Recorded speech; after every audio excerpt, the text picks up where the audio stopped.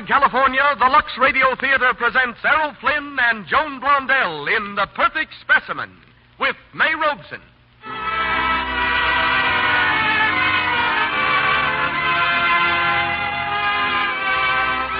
Lux presents Hollywood.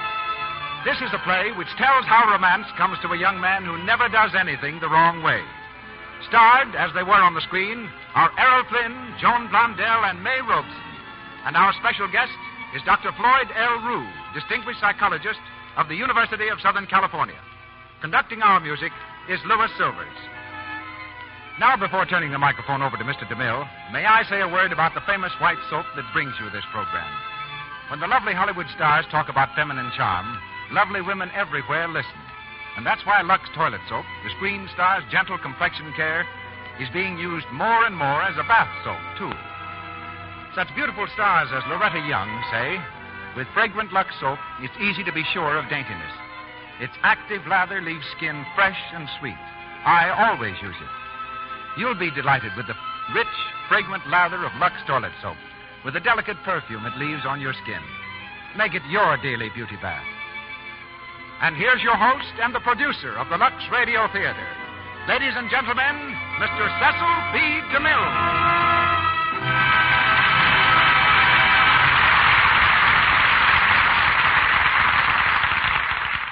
Holiday greetings from Hollywood, ladies and gentlemen. The start of a new year is always a time of adventure. And tonight we bring you an adventurer in the person of Errol Flynn. A constable in the New Guinea police at 17, then overseer of a copra plantation, then columnist for a Sydney, Australia newspaper, master of a trading boat, gold prospector, member of the Australian boxing team in the 1928 Olympics, he's never stopped roving. He hopes to do his next roving on his yacht, the Sirocco II, in the annual race from California to Hawaii. At present, he's starring in Dawn Patrol, Warner Brothers' current success.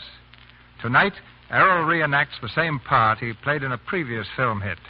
He becomes Gerald Wicks in The Perfect Specimen. Joan Blondell is the lovely lady who stars opposite him tonight, just as she did in the picture. Born in New York, Joan spent her first 7 birthdays in 7 different countries, traveling with her father, a noted vaudeville comedian. Her first 22 birthdays were spent in 22 different cities. But Joan didn't troop directly into screen stardom. She ran a dress shop in Texas and worked in a New York bookstore before coming to Hollywood and such sprightly Warner films as her new one, called Off the Record. She's heard tonight as Mona Carter. And that grand veteran of the footlights, Miss May Robeson, begins her 56th year of acting by joining our cast as Mrs. Leona Wicks. And so the Lux Radio Theater opens its 1939 season, presenting Errol Flynn and Joan Blondell in The Perfect Specimen.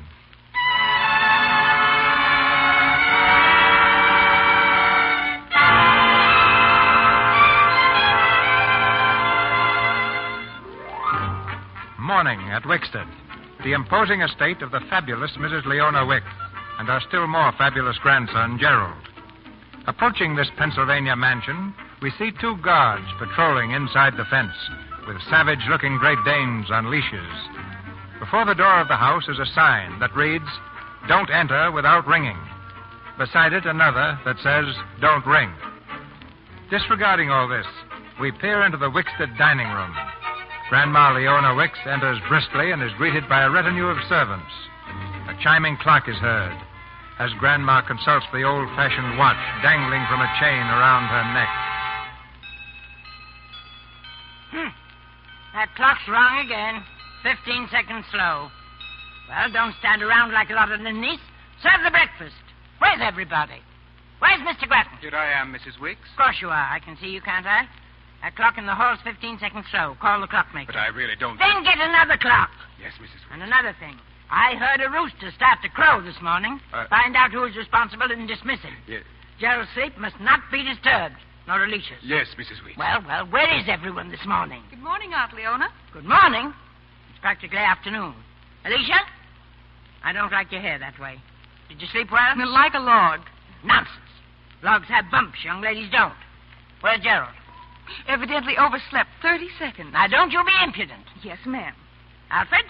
What's my grandson's schedule for today? Oh, outdoor study, 10 o'clock. Business administration, 11. Luncheon, 12:30. Scientific relaxation till 2. Gymnasium till 3. Industrial law and interstate commerce till 4. Go on. Relaxation in the open and the reading of some improving work till dinner. After dinner... After dinner, he gets locked in his cell. What a life. Don't mumble, Alicia. What were you saying? Aunt Leona, you trust me with Gerald, don't you? I decided he should marry you, didn't I? Well, Then why couldn't we go out and have some fun once in a while? There's a dance tonight. now don't be absurd. You can dance here. Gerald dances perfectly, his instructors tell me. That's the trouble, Aunt Leona. You have him doing everything perfectly. Perhaps too perfectly. Well, what's wrong with that? You should be proud to know that your husband-to-be will soon take his place at the head of the Wicks Utilities. And he'll be the mental, moral, and physical superior of every one of his 10,000 employees. The perfect specimen. Good morning, Grandma. Good morning, everyone. Gerald, you're late. Yes, I'm sorry, Grandma. Just a few minutes. Few minutes? Ha! Empires have been lost, fortunes swept away, because someone was just a few minutes too late. Yes, but Grandma... Gerald, I don't like conversation at the breakfast table. Alfred, Yes, Mrs. Wicks. I don't like Gerald's attitude this morning. It's positively revolutionary. Now, after breakfast, if you will be good enough to accompany Gerald outdoors and see that he really studies.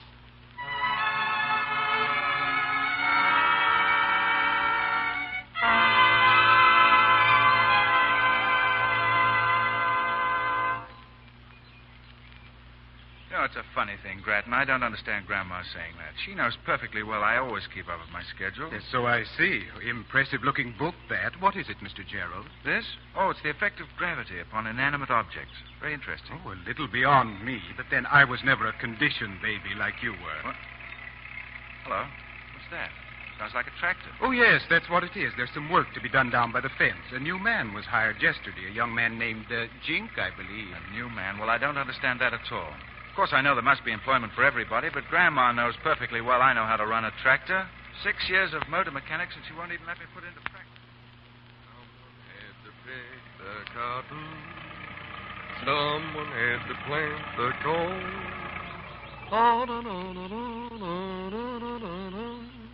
That's why darkies were born. Hey, Jen. Mona! What are you doing in there, brother mine? I happen to be working here, sister mine. I'm running a tractor. Now stay on your side of the fence. All right. Now listen, my darling brother. I've been looking all over the place for you. I've got a real job for you, Jink. That bridge span at Providence. They want an engineer, Harvard man with experience and possibly not too bright. Yeah. So you'd fit perfectly, darling. Don't give me that. You don't care where I work. How'd you know I was here, Mona? Well, I figured when a man gives up a job as supervising engineer to be a jockey on a plow, there's a reason. You know, you shouldn't leave romantic summer resort letters lying around. And can that Alicia gal steam up a wicked fountain pen? Oh, who is she, Jink? She live here? I ought to sock you one, sis. Now beat it before you get me fired for talking to strangers. Not till you tell me. I don't intend to. You think I want old Wickstead down on my neck? Wickstead? You mean the Wickstead? Where the heir to the Wicks millions is being scientifically developed into the first Superman? The perfect specimen? This is the place. Oh, do you suppose I could see him? Oh, Jink, please take me inside and introduce me to him. You can do it. Nobody can see him. Nobody? Nobody. Want to bet? Now listen, Mona, for Pete's sakes. Hey, where you going? I don't know. Maybe have tea with the perfect specimen.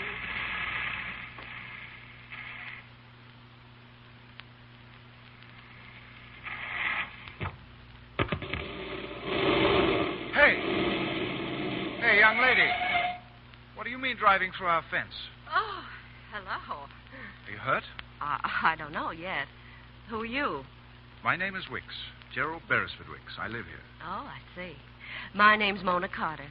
Do you mind if I get out and look at the damage? No, not at all. Huh. You're certainly very calm. Most girls would be in hysterics by now, crashing through a fence. You must have plenty of nerve. Nerve? You have no idea. Oh, well, don't worry. I'm onto your game. Game? Yes, they all try it. Who all try what? Women, to be fascinating. But I was too smart for you. I saw through you almost at once. Are you a reporter? No, I am not a reporter. Well, they sometimes are, reporters and photographers. They pop out of bushes at you around here. Are you sure you're... I told you I'm not a reporter. Oh, well then, who are you? Oh, I'm sort of a Dr. Jekyll and Mr. Hyde. When I do things like crashing through a fence, it's the Tilly Specknagel in me coming out. The which? Tilly Specknagel. You see, when I was a kid and did anything like, stealing jam or breaking a window, I always said it was a little girl named Tilly Specknagel that did it. I'm usually a very well-behaved young lady named Mona Carter, but Tilly's always there, lurking. Lurking. Yeah, and ready to smash through. You've certainly smashed through. Not much damage to the car, though. How do you know? Well, I've just been looking at it. I'm a master mechanic. Oh, yes, you would be. The perfect specimen must be all things. Of course. Of course. You know, I've always wanted to meet you, Mr. Wicks. Oh, you are a reporter. I am not. Don't you dare call me a reporter again. Well, there's only one other thing you could be. You're a designing female. I am not, you idiot. I wouldn't marry you if... Well, in the first place, you're stiff and you're dull, and worst of all, you're conceited. Conceited? No, I don't think I'm conceited. Hey, tell me something. Have you ever been tight? Tight? Of course not. Grandma wouldn't stand Ever for seen it. a burlesque show? Why, certainly not. Why, Grandma... Ever kissed a girl? Now, listen. Don't you start anything. I can't afford to be compromised. You can't afford to. Well, and you think you're not conceited. Oh. Say, listen. Why don't you mix with the common herd? Are you really so fragile you have to stay cooped up in here? Hey, did you ever think of running away? Running away? Where to? Nothing ever happens here or anywhere else. It isn't dull or boring. There's almost nothing. Would you care to stay a little longer? Oh, you're unbending. Well, I'll stay for a minute. I feel as though there's something Tilly wants to tell you. What's Tilly wants to tell me? Windmills. Do you know what you need, my friend? You need to tilt a windmill or two. Windmill or two? Yeah, didn't you ever read Don Quixote? Well, naturally, I've read everything that's improving to the mind, but... Oh, yes, Don Quixote, the man that fought the windmill. Marvelous.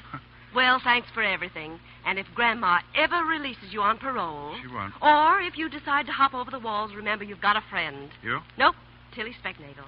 Tilly wants me to tell you that she'd love to help an escaped convict. Goodbye. Hey. Girl! Oh, I'd better stay. Girl, don't you dare drive off. All right, Grandma. Take a number, Gerald. What's all this? It's an accident, Grandma. Whose accident? Well, this girl's. What girl? Why did she do it? Why wasn't she killed? Anyone as stupid as that? Who is this young female? Mona Carter's my name, and you, I suppose, are Grandma. You're not supposed to suppose anything. What are you doing here?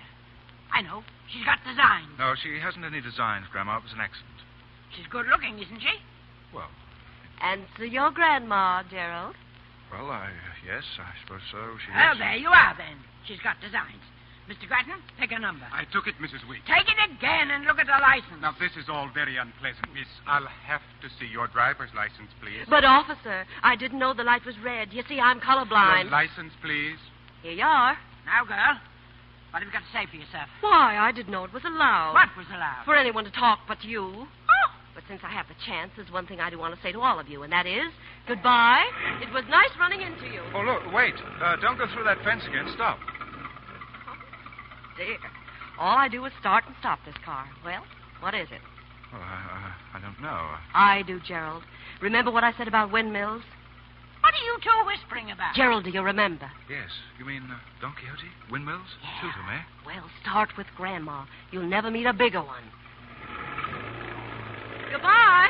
And remember about Tilly Specknagel. Yes. Goodbye. I never. Why, the young hussy. Yes. Grandma, Well, what is it, Gerald? have we a Well? copy of Don Quixote in the house? Huh?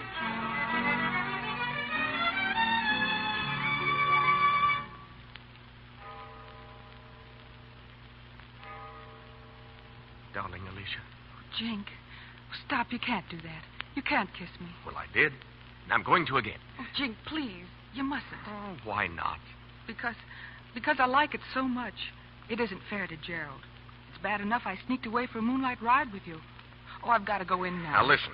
If you don't tell that puffed-up ego he's not engaged to you anymore, I'm going to walk in there and kick the It lid... isn't Gerald I'm worried about. It's Grandma Grandma Wicks. Oh, why don't you try to understand? She's been set on my marrying Gerald since I was 16. She's my guardian. I have nothing of my own. If she cuts me off, I have to marry Gerald. Alicia, are you in love with that Gerald Squirt? Oh, he's not a squirt. Are you... Look who comes around the mulberry bush, the mulberry... Who? It looks like young Master Wicks himself. Gerald at this hour? Oh, Jink, better let me go. Bye, darling. Hey. What? Hey, you. Oh, yes, you're the tractor man. Yeah, it's kind of dark. How'd you know? Well, you're sitting on your tractor. Brilliant. Is that your car over there? Down to the last rattle. What about it? Oh, nothing, except I was going to steal it. Well, I saw you. Now I think I'll just borrow it. I want to pay a visit. If you'll stay away for a year, you can have it. Oh, I'll only be gone for tonight. Will you rent it then? How much? $25. Okay, it's a deal. Right, here. And, I say, my man, don't mention you saw me. Oh, very well, my good fellow. If you never come back, it'll be too soon. What? I said give her plenty of oil, and she'll take you to the top of the world. Oh, yes. Thanks. That's where I'm going, the top of the world. Whoa-ho!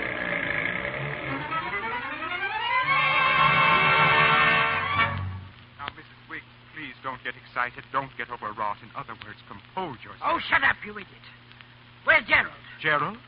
Oh, yeah. Oh, yes. I was coming to that. He's nowhere to be found. Well, he's got to be found. Don't tell me he can drop from sight in broad daylight. But they've been over the estate with a curry coat. Perhaps he's run away. Oh, stuff and nonsense. What did he want to do that for? Didn't he have everything in the world? And he's been kidnapped. That's what. Well, don't stand about like a brace of nincompoops. Move. Telephone the G-men or whatever their ridiculous names are. Call the police. Oh, yes, Mrs. Wiggs. Aunt Leona, do you think the girl who broke through the fence yesterday could have anything to do with it? Hello, get me the police. Oh, fiddle-faddle. What earth did we... Alicia, you might be right. Whatever gave you that idea? Well, Here's the phone, Mrs. Wiggs. Well, give it to me. Hello. Police. My grandson's been kidnapped. What? Why, I'm Mrs. Leona Wicks. Who did you think I was? No, I haven't any photographs. What does he look like? Well, male, 6'1". Now, look here. Don't give me any of your impertinence. You find my grandson.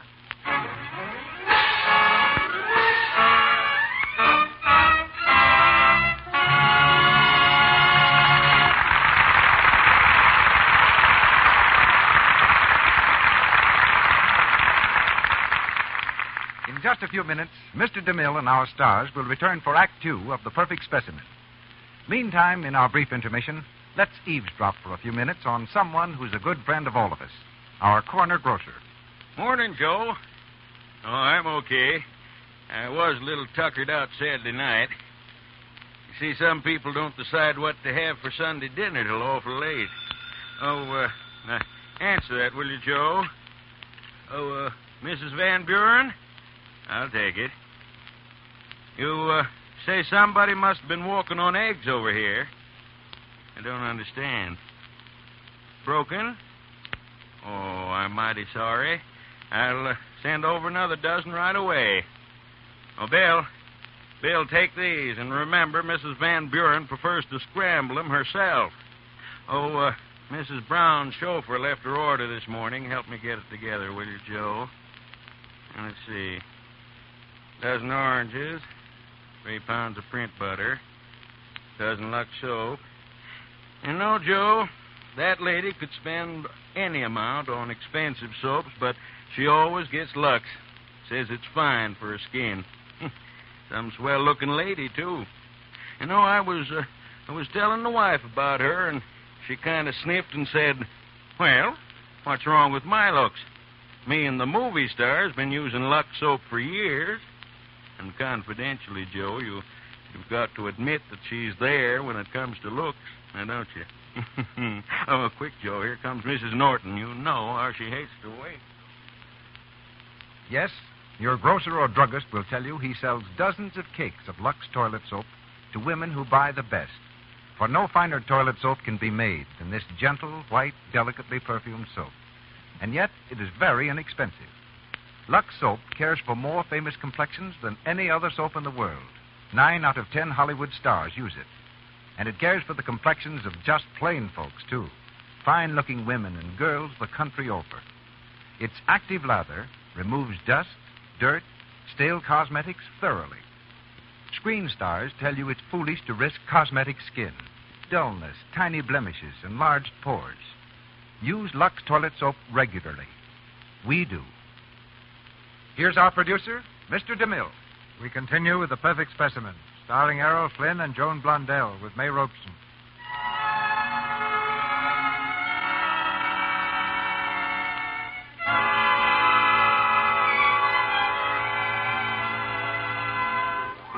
sunset that same day, the outskirts of the town of Barrisfield. Gerald drives up to a small garage and honks his horn. Getting no reply, he honked it again. Cicero Hooker, the proprietor, comes out and looks at Gerald with definite annoyance. There, young feller. I ain't thief. Shall I fill her up? No, thanks. I'm looking for the Carter residence. Well, you can take your choice. There's a whole flock of them around here. Well, the Carter I'm looking for has a daughter. Well, they all got daughters. Oh, well, this one's rather nice looking. Well, why didn't you say so? That there is Professor Carter's gal. Say, if you think she's only kind of nice looking, you'd better get you some cheaters. Yes, but where'd she live? Well, you go straight down the street here and you turn to your right at the first road outside of town. Then you sort of dogleg past the red schoolhouse, and it's a white house there with a picket fence around it. Oh, picket fence. Well, thanks very much.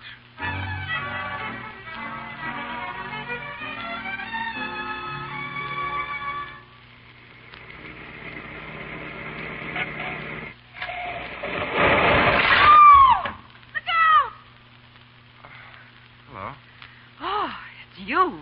Yes. Does a girl by the name of Tilly Sprecknagel live here by any chance? Right through our fence.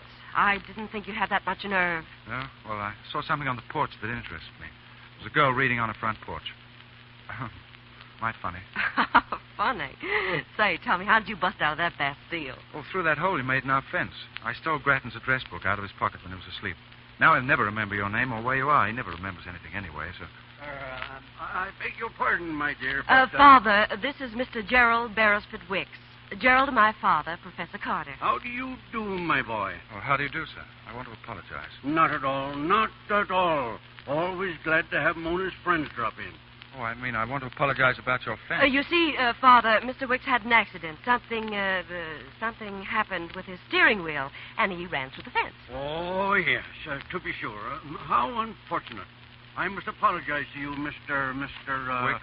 Mr. Wicks, for the fence being in the way. Oh. I can see now that it is a distinct menace to public safety. I shall have it removed. Don't mind Dad, Gerald. You know he's terrifically famous, aren't you, Dad? Yes, indeed. He's a horticulturist. The King of Sweden gave him a medal for, what was that for, Father? For my study of the cytological detail in the development of the zygota of the Coleochaetae. That reminds me. The lily bulbs that Professor Mannheim sent me from China came in on the 10 o'clock local. They're at the station now. You will pardon my excitement, but these are genuine Tonghwas. Most rare. Tonghwas, not the Tonghua from Yuankiang Valley? Why, they'll have to be set out immediately, sir. The perfect specimen sees all, knows all. What were you saying, my dear? Oh, about the bulbs, Dad. You want me to drive down and get them, don't you? Would you mind? Of course not, darling. Come on, Jerry. Jerry? Oh, me? Yes, of course. Goodbye, young fellow. I'll have that fence removed first thing. Oh, thanks. Well, you know, Tilly, I must say your father could give Grandma a lesson in how to act when strangers come crashing through their fences. He could give her lessons in anything.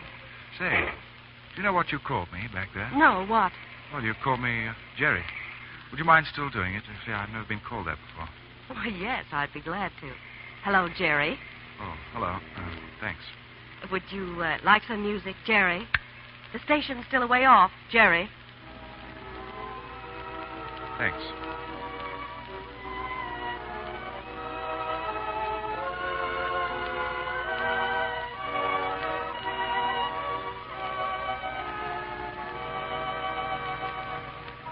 Ladies and gentlemen, we interrupt this program to bring you an unverified report stating that Gerald Beresford Wicks, heir to the Wicks Utilities and the $30 million estate of the nationally famous eccentric Mrs. Leona Wicks, is missing, feared kidnapped.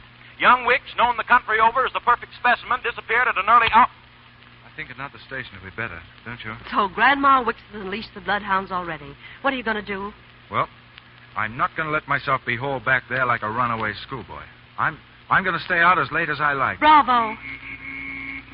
Yes, that Don Quixote. He was the one. Courage. Even if the world laughed at him, he didn't care. Oh, let him laugh at me, too. I don't care either. Say, Jerry, it may be just head noises, but I think somebody wants to pass. What? Hey, that truck's on top of us. Jerry, get off the road. Jerry, that big ape's almost knocked us into a ditch. What's the idea, punk? What's your idea, you big chump, trying to run us into that tree? Say, you can't talk to people Pinky likes that. All right, down, Clarabella. Now listen. You keep out of this, sister. You wouldn't be the first dame I smacked down. Oh, now look here, my man. You can't speak that way to a lady. My man, don't you mind man me. You stuck up squirt for 2 cents, I'd pop you in a push. Well, you're making a big mistake, Mistake can't step on here.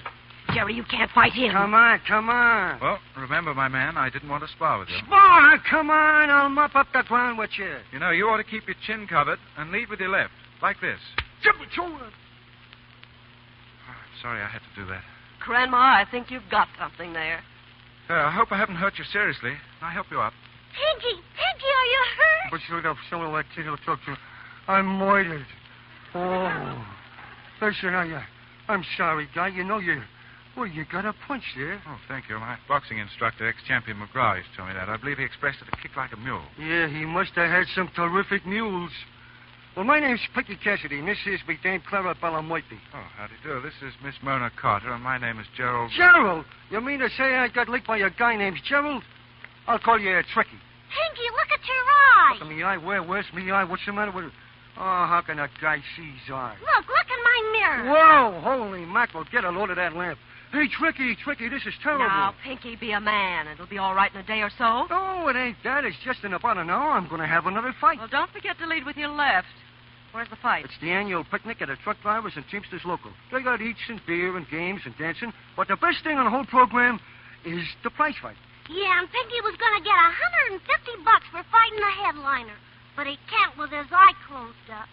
We was going to take the dough and get married on it. No, we can't. Oh. Well, of course, he might not have won, you know. I say, how about my substituting for you? You know, allow me to fight in your place. Whoa, what? Would you do that, Tricky?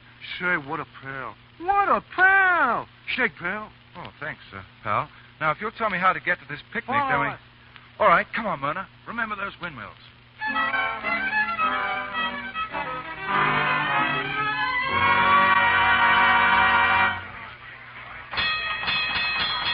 Ladies and truck pushers, name bout 10 rounds between 190 pounds chloroform Connolly in this corner. And 165 pounds Tricky Berry in this corner.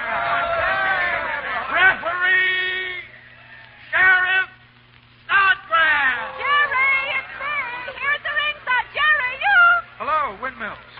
Here goes a fight. You nervous, Clarabelle? Nervous? Say, I felt the same way once when I seen a guy walk a tightrope between 2 buildings. He almost made it. Almost? Say, you in love with Tricky? I have a great admiration for him. Look, Tricky's dancing around. Chloroform's jabbing at him always. Wait till Grandma sees it. Hey, what's all those fancy steps Tricky's doing? Hey, He's go with boxing. it over that butterfly. Catch him for me when you catch him, chloroform. Oh, Clarabelle, you'll kill him.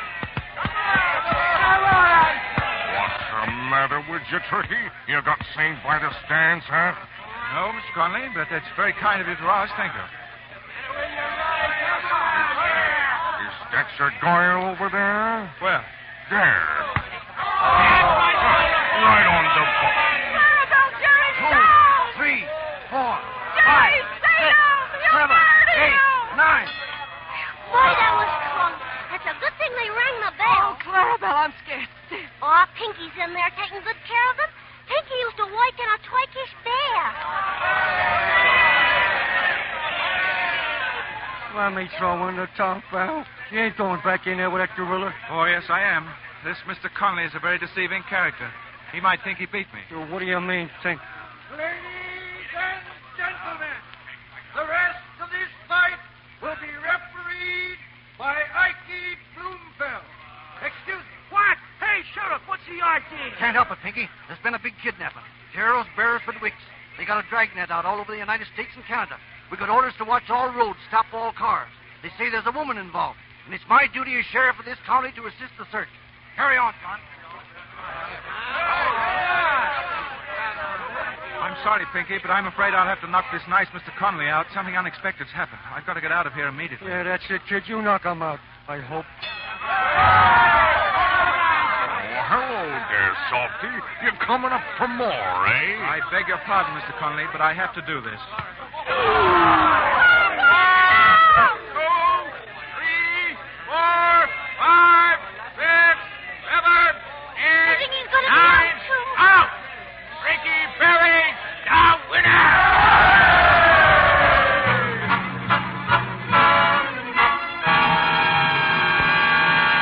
$150 smackers. Gee, I don't know how to take it, Tricky, but you know, I feel like a tramp taking a whole wad. Oh, go on and take it, stupid. You know you're going to anyway.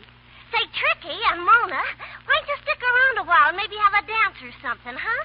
You ought to see me and Pinky dance the Scranton Bounce. Oh, that's very tempting. But confidentially, I don't think I can. No. You see, he's wanted by the police, and if he doesn't get away, you know what's... Yeah, taking it on the lam, huh? Yes, on the lam. Well, Pinky, goodbye. It's a pleasure knowing you. So long, Palsy. Goodbye. And Tricky, if you ever get to Sing Sing, will you send us a... Where to now, Jerry? Well, that depends what's on the radio. There ought to be a flash any minute. Special bulletin. Here it is. A woman is under suspicion in the kidnapping of Gerald Wicks, the perfect specimen. Seen yesterday afternoon just before the kidnapping, her identity is still a mystery. The Department of Justice has released this description of her. Suspect number 1, female, white, 5 feet 2 inches, 108 pounds approximately, eyes blue, teeth good, hair blonde, good looking. This suspect has an assured intriguing Well, that's enough of that. I knew that Grattan has a terrible memory. Does that really sound like me, Jerry? The assured, intriguing manner part of it. Well, come to think of it, it does. Jerry, you better take me home. They'll catch up with me, you know. I'm wanted by the law for kidnapping, and I'm scared. Scared? What about those windmills? What's that got to do with it? Well, you said if I was ever wanted to fight with a windmill, you'd be out with me. No, I'm not through fighting windmills, Tilly. We're not going home, either. In fact, we're going to park right here and look at the river. Moonlight on the water. It's lovely. Yes, and peaceful. Mona. What? Mona, you once asked me if I ever kissed a girl. Mm-hmm. Well? Well, Hello there, folks. Who's that? Hi there. Oh, Lord, a hitchhiker. Look at him. Oh, he's wearing a flowing tie and shorts. He'll catch cold. He'll catch a free ride back to the asylum if he's what I think he is. Blessings on you, Samaritans, too. I fain would ask a hoist of you, McCornsford. Oh, certainly, but we're planning to sit here a while. Oh, fine. I'm not in a hurry. Oh. Well, do you mind riding in the back seat? A lift I shall scorn not, be it ever so humble. A front seat, a back seat, or even a rumble. That's poetry. Oh, a poet. Perhaps you've heard of me. Killigrew Shaw. No, can't say that. I was afraid not. Few people have. Where to, Mr. Shaw? My home, if you don't mind. It's somewhere around here, but I'm not quite sure where. I'm not very practical, you know, but I think a couple of turns to the right would find it.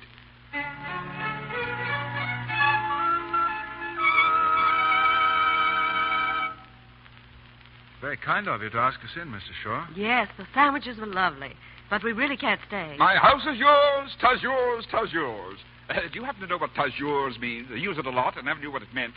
You know, it's a great honor to entertain you. What are the names? Oh, Berry, Mr. and Mrs. Tricky Berry. Mr. and Mrs. A. Well, that will fix the blanket situation fine. Now, I've an extra sleeping porch and a bedroom in there. Of course, the bedroom's just been painted. You can take your choice. Oh, no, but wait. No, I don't think We've got to, Jerry. What else could we do? Where could we go? Well, thanks. Fine. Well, good night. Good night. Parting is such sweet sorrow that I must say good night until the morrow. Shakespeare. He stole it. Good night. See you in the morning. Well, Gerald, I'll flip you for the sleeping porch. Oh, never mind. How dare you say you were married to me? Why, what would... What would Grandma say? Oh, I knew it. Good night. You may find the paint pretty fresh, but you'll probably have a solution for that, too. Good night. Don't slam any doors on me. Hey, what did you do? I locked you in, that's what I did. Didn't Grandma always lock you in? How dare I say I'm married to you indeed? Who wants you? Mona. Who'd have you? Mona, They ought to give you back to the Indians. Mona. You have no sense of humor at all. You can't even take a joke. And that's what it would be like married to you, a joke. Mona, I can't breathe in here. I can't breathe. Jerry, what's the matter? Jerry, speak to me. Oh, what have I done? Say something, Jerry. Oh, yes. Yes, I'm all right now, I think. Couldn't breathe. Here, the paint. Oh. Oh, darling, I'm so sorry. Please tell me it's all right, Jerry. It's all right, darling. Oh, my darling. Alicia. Alicia. Why, you... Good night. Oh.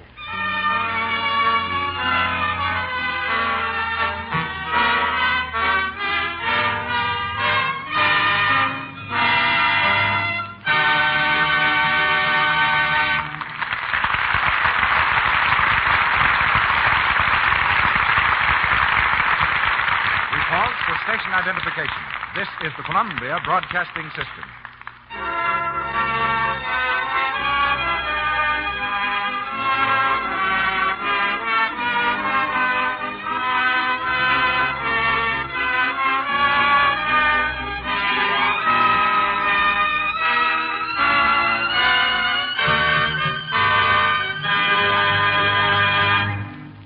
We've completed the second act of The Perfect Specimen.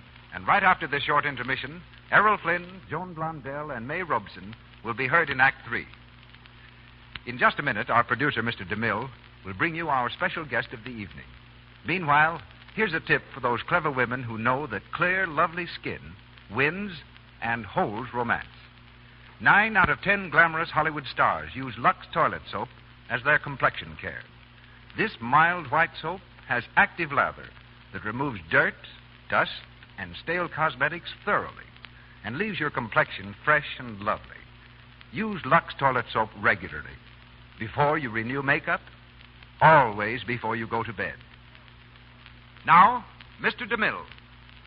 In a world where perfection is rare, a person as superlative as the Gerald Wicks of our play deserves a little investigation. So we've called in Dr. Floyd L. Rue, Associate Professor of Psychology at the University of Southern California. In his field, Professor Rue is somewhat of a perfect specimen himself. During 1938, his book, Psychology and Life, was the best-selling volume of its kind in the world. Thanks, Mr. DeMille. But before you scare your listeners into thinking that I have a 3-foot beard and use words even longer than that, please let me say that I don't read palms, feel bumps on the head, or attempt to cure fallen arches. Having read your book, I can say that psychology is simply a science which attempts to understand the feelings of people and the reasons why they do things. Yes, that's about it. Now, take Gerald Wicks, for example. As a perfect specimen, is Gerald a trifle balmy, Professor? No, Gerald's just suffering from too much discipline. He's had an overdose of grandma. He's been bossed too much. Well, what's wrong with discipline? Too much bossing can make any man lose all hope. He'll swallow his pride till someday it boils over in an act of violence. The jails are full of such cases. Or he might easily seek to stimulate his wilted ego by reviving it in alcohol. Or he might do something as harmless as becoming a jitterbug, to forget his disappointment in sensations of sound and rhythm. Anyway, let's not worry too much about Gerald. Perhaps love may point the way, whether Grandma likes it or not. In any case, Act 3 will tell us. Do you think love is the solution for all human unhappiness? Not for all, but the right kind of love can go a long way to help. By the right kind, I mean the enduring kind of affection that involves cooperation between life partners and the surrender of certain selfish habits. The Casanova type of lover, who hurries from one girlfriend to the next, is trying to escape unhappiness in love, just as the drunkard attempts to escape it in alcohol. Neither method works. True love teaches us to sacrifice and to consider the feelings of others. It gives us no time for self-pity. And self-pity comes close to being the greatest single cause of human unhappiness. Well, are there any qualities in a man, Professor, that will never come to the surface unless he's lucky enough to find exactly the right wife?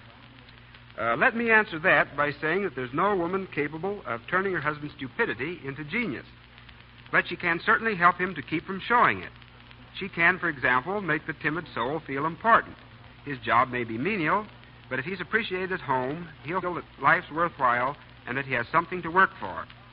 Sometimes an otherwise meek husband becomes a regular bully at home, roaring at his wife if the soup's cold and jumping on the children if they holler for the funny paper. On the other hand, a clever woman can show a conceited man the way off his high horse without his even knowing it. She can teach the spendthrift the pleasures of saving and the selfish man the joys of giving. You seem to know all about happiness and marriage.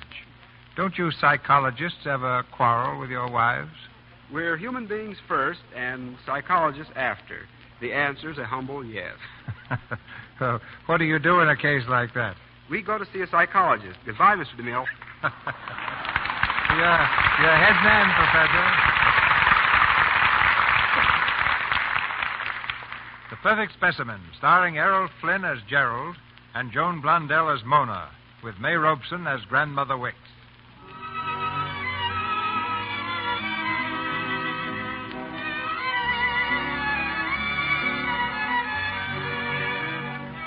It's the following morning. In Killigrew Shaw's kitchen, the poet and Mona are seated at the table eating a hearty breakfast.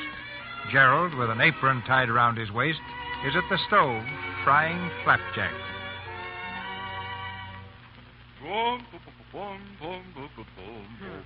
The flapjack's pretty good. Where'd you learn to cook? Well, you see, most of the big industrial plants today have their own cafeterias for the employees, and it's a duty of the employers to make sure the food is wholesome and well cooked. So is the prospective head. Chap! Oh, yes. Oh, if I were the bride of a man who could cook, I do not but sit back in a nook with a book. I say that's pretty fair, isn't it? Yes, your corns are certainly better this morning. Yes. Too bad you folks can't stay. I'd be glad to engage you, Mr. Berry. $100 a month and board, nothing to do but cook. Oh, it's very kind of... Oh, no, but there is something you could do for me, though. Oh, it's already granted. What is it? Well, we're rather short of funds. Do you think you'd cash a small check for me, say $50? Oh, delighted. I like to cash checks for my friends, though they're seldom any good. I'll get the money while you make out the check.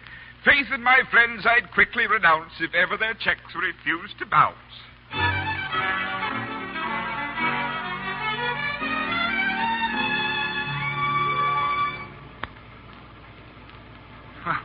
I'll always remember that Killigrew Shaw. Splendid chap, don't you think? Boom, boom, boom. Don't you think so? What? Hey, cat got your tongue? What's the matter? Nothing. Well, the rain's coming in. You better put down your window. Cold? Nope. Wet? Mm-hmm. Soaking. It's been raining for hours. What's the matter with you, Mona? You started out fine, but you've been getting grumpier and grumpier. I'm not grumpy. I'm thinking. What about? Windmills, mostly. The kind you can't lick. Who can't lick? I can lick 'em all. I can't. This one's a female windmill. And I didn't know about it till last night. By the way, I hate to be fussy, but I'd like to dry off. Oh, right. Well, we can stop right here in this town. You've got to get out of those wet clothes quick. Don't you think the townspeople might object? I mean, stop in a hotel, of course. I'll get you a room.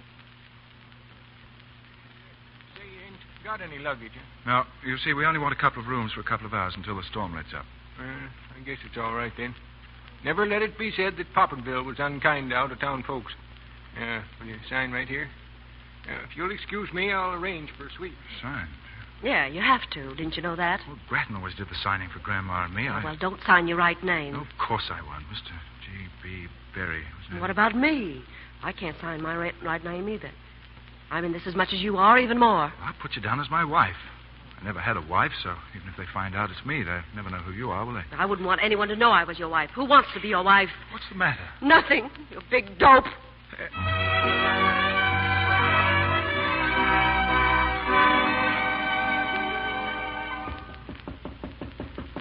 Who is it? Me. Come in. Hello. Listening for radio reports? Yeah. And I'm thinking about what Tilly Specknagel got me into this time. Huh. Well, my clothes are all dried out. I'm all set to start again. If only the rain will let up. Oh, I say. You look very attractive. Wrapped up in this old blanket, toasting my toes in the cinders. I'm an Indian. You're a darling. Look out, Jerry. You're weakening. Oh, no. Oh, no. Don't make fun of me. I mean it. Yesterday and today with you, I never knew before how marvelous life could be, and people on the outside could be. It's been thrilling. I've hated to think of it ending. Mona, do you suppose we could, I think we'd better start. No, listen to me. We'd better. Mona, darling, I'm in love with you. I suppose I have been ever since that time you came crashing through our fence. 2 days ago. Oh, was it? Yes. Well, I don't care if it was 5 minutes ago. I'm in love with you, for keeps. And you, Mona, do you care? Care? Oh, dear, darling Jerry. Ladies and gentlemen, this program has been interrupted at the request of the Bureau of Investigation of the Department of Justice, which is now engaged in a relentless search for the kidnappers of Gerald Beresford Wicks. The last person to see the missing heir was his fiancée, Miss Alicia Brackett. Stand by for further announcements on the Wicks kidnapping.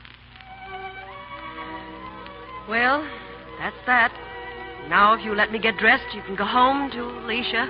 But, Mona, I'm in love with you. You're engaged to her, aren't you? Yes, but And last night, when you were half conscious, you called her name. I did? You sure? Yes, I'm sure. Oh, so that was the windmill you said you couldn't Yes. make. I'd forgotten about her for the moment, but Gerald, I really meant what I said about caring. But what? Oh, nothing. I guess just but. Go on, Gerald. I'll be dressed in a little while and we can leave. Remember, they're hunting for you, and me too. Well, let them hunt. But, Alicia... Oh, shut up. Now, you get dressed, and I'll be back in 10 minutes, and you be ready.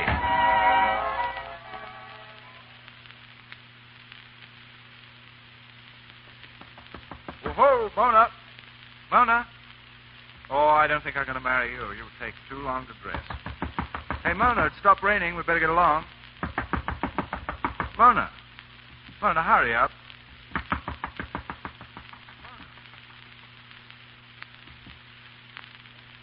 Clerk. Good evening, Mr. Clerk, did you see my wife? Yep. She went out of here like a shot out of a gun. She was crying, too. She was crying? Yep. Too bad, mister.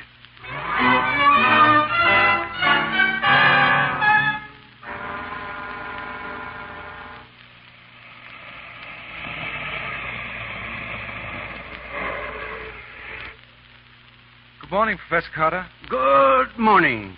You can dump it, let me see. Dump it behind the garage. The what? What's that? Are you the young man with the fertilizer? Oh, no. I'm looking for your daughter, Mona. Who? Oh, yes, of course. My daughter. Well, she's not in. She's gone to Europe. Europe? Or was it Europe? No, I'm thinking of the time she came back from Europe. She's going to visit some friends. That's it, friends. Well, where are these friends, sir? I really don't know. But she'll be back in 2 or 3 weeks, I think. Won't you come in and wait? Oh, well, no, thanks. I better be going along, I think.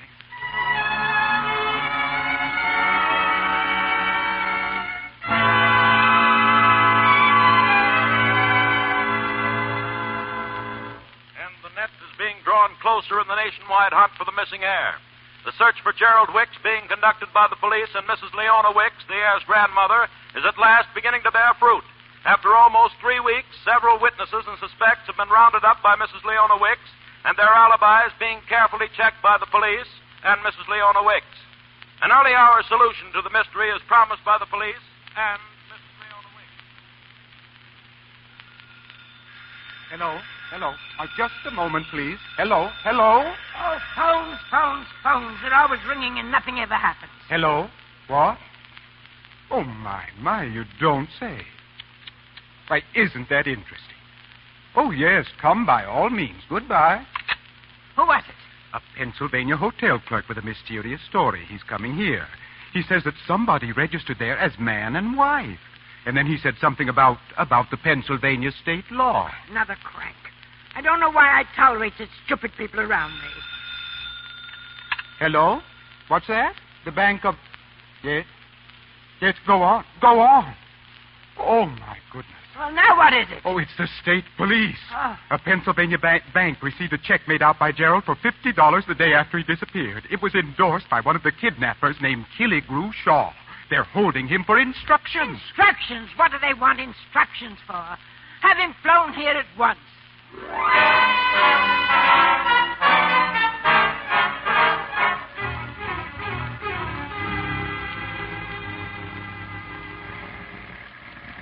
Someone had to pick the cotton. Jake, you're the most stubborn, unreasonable... Alicia, you still here? Oh, please help me, darling. Do you or do you not know where Gerald is? Wait a minute. Did you say darling? Yes. That's different. I might have an idea where to find him. Then please tell me. If I do, I'm asking this for the last time, I hope. Will you marry me? We could set up housekeeping mighty pretty with that $25,000 reward, honey. All right, Jink. But we've got to find Gerald. Where is he? Well, I don't know. Jink. But a girl once crashed through a fence. Jink, will you please? And I know where she lives. Now, listen. In a little Pennsylvania town. Oh, stop. And if my hunch is right, then he's there, too. Come on, Alicia. Jink, will you please? There's a gas station up there. What gas station? The one Dad said he was working at. Who was working at? Keep down low and hide your face. Good morning. Morning. My car's on the fritz. Think you could fix it? Sure. A master mechanic. So's your Grandma Wicks. What's that? There he is, Alicia. Stick your head up. Gerald. Oh, no. Here, no, come no, back don't- here, you. What's the matter with you, Gerald? Oh, Alicia. I'm so sorry. But when I saw you just now, What? Well, it wasn't you. It was bars, Wickstead, don'ts, must. I just couldn't face it, that's all. You won't have to, Gerald. But you've got to come home. And don't worry about Alicia. She's going to marry me. She's got... Alicia? You are? Why, that's marvelous. And just what do you mean by that? Well, it's my... Well, you know. I know. It's the old Carter charm. You see, Alicia, I've got a fence-smashing sister named Mona.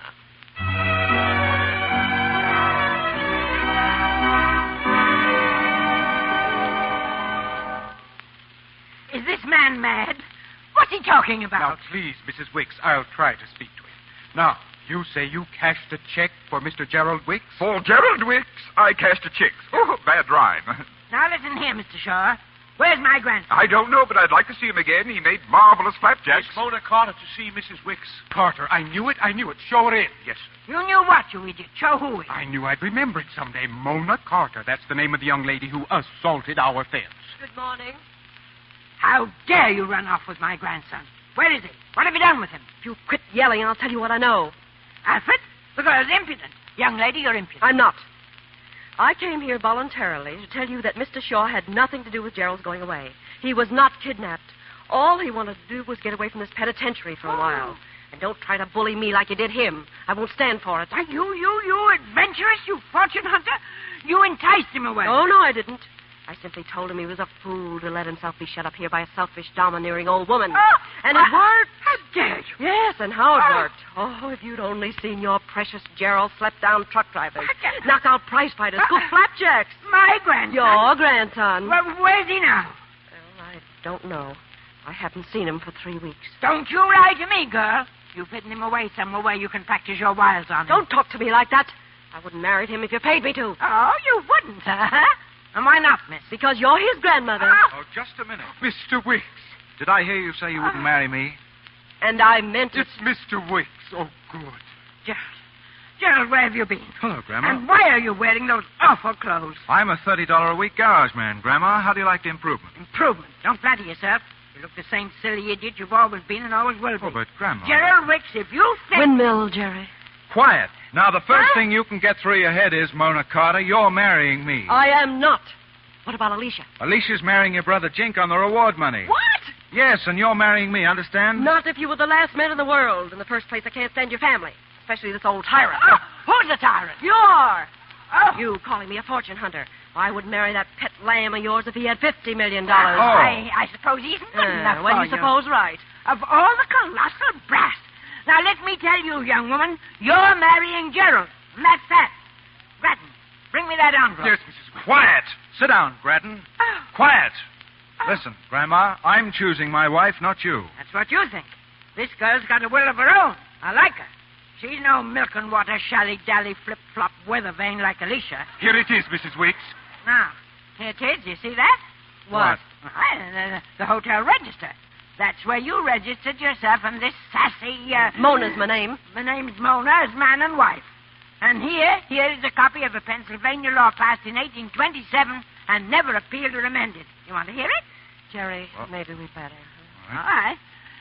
If a man or woman do jointly and before competent witnesses publish and acknowledge themselves to be man and wife, and in addition, if one or both do by written record under whatever name attest this status, this shall does constitute a legal article of wedlock, and so may be registered and recorded.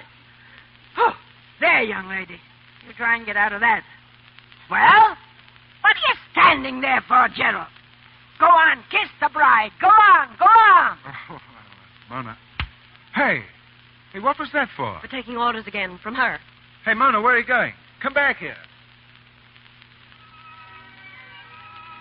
So, you slapped me. Go away. I'll slap you again. This is a fine way to start our married life. We're not married? Oh, yes, we are, according to a Pennsylvania law. On what grounds? I'll get a divorce.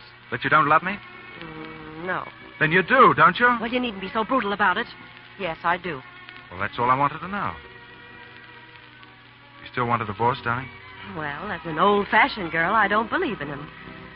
Oh, but Jerry. What? I was so frightened. Of what? Grandma? I should say not. I was frightened that you never would find out about that old Pennsylvania law.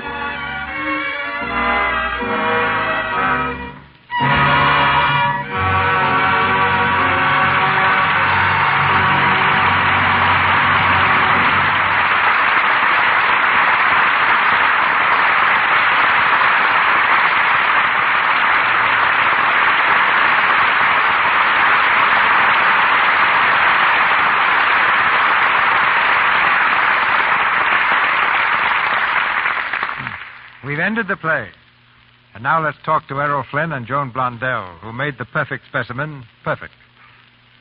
Miss Blondell, incidentally, belongs to perhaps the oldest family of actors in the world. Did you know that, Errol? Yes, I've heard that, sir. And then wasn't there an Eric Blondell who once belonged to a theatrical group called the King James Players? That was back in 1603. Eric was a clown and got fired from the company regularly. But he had a friend who always managed to get his job back again. This friend also made quite a reputation for himself. His name was William Shakespeare. Yeah, I seem to recall the name. What part of Texas was he from? Oh. Anyway, Joan, who was the first Blondell to clown for American audiences? Probably old Uncle George. I have a copy of a program dated 1783 telling about a party George Washington gave at Francis Tavern in New York, enlisting George Blondell as one of the entertainers. And the women didn't do so badly either. One of the Blondell girls has been on the stage for almost every generation for 300 years. Now, of course, Mr. DeMille, they didn't all use Lux soap. That's one of the good things that didn't come along until my time. But I'm one of your biggest boosters. I've always used it for the simple reason that I think Lux soap is the best complexion care there is. Well, that's one of the nicest compliments of the season, Joan, from one of the screen's most charming athletes. And here's one for you, Mr. Flynn. I've just seen Dawn Patrol, and my congratulations to you and Jack Warner for making it one of the finest aviation pictures ever filmed. Thank you, sir. It was a grand show to make, and I think everyone in it enjoyed it. Now that it's completed, you'll be sailing for Hawaii, won't you, Errol? Oh, not yet. That's in the summer. Early in the spring, there's some things called giant tuna, which hold a sort of jamboree down around Cat Cay in the Bahamas. Joan, they're the biggest tuna you ever saw. 500 and 600 pounds. Sometimes they go over. Yes, I know. Oh, well, if that's the way you feel about it, all right. I was going to bring you back a tuna fish sandwich, but... Well, thank you, Mr. DeMille, and good night. Make mine on rye, Skipper. Good night, Mr. DeMille. Good night, Joan. Good fishing, Errol.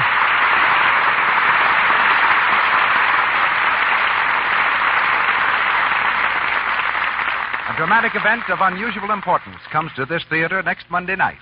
And in a moment, Mr. DeMille tells you all about it.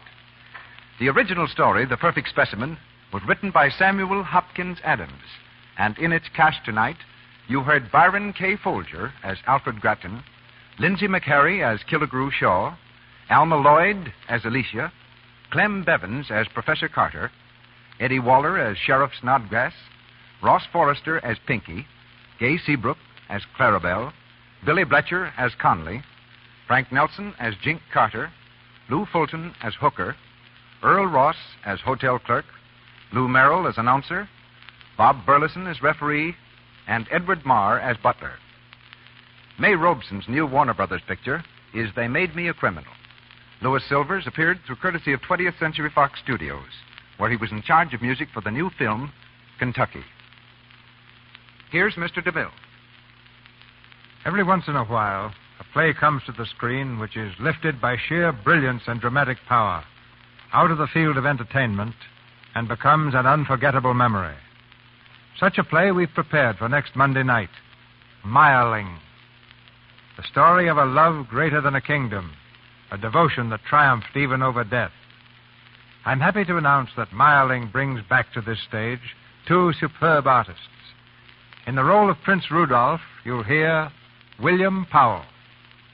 And as Marie, the girl for whom he lost his heart and throne, Miss Janet Gaynor.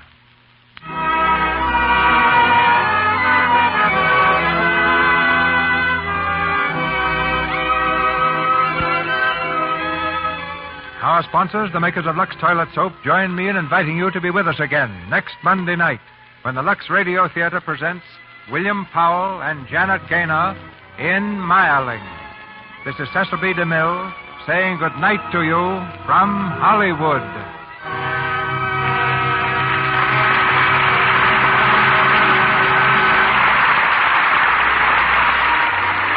Tonight's presentation, ladies and gentlemen, came to you with the good wishes of the makers of Lux Toilet Soap, the complexion care preferred by 9 out of 10 of the lovely Hollywood screen stars.